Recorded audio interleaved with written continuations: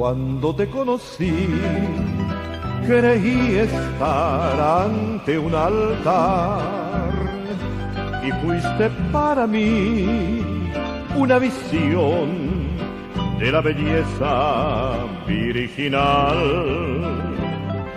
El tiempo dio razón de cómo yo te presintiera,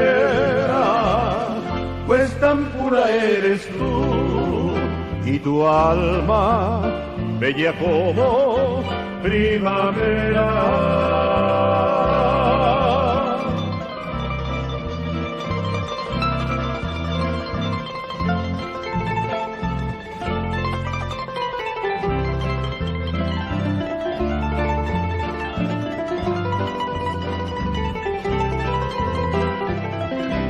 Quisiera concebir una canción digna de ti,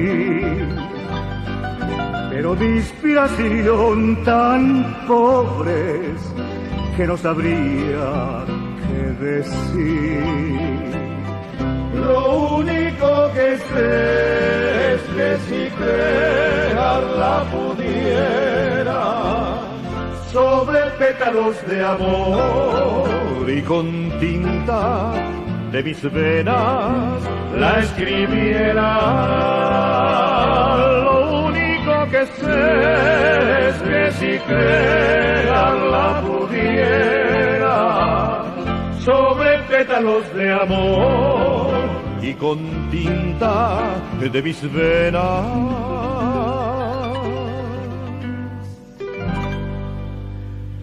la escribiera.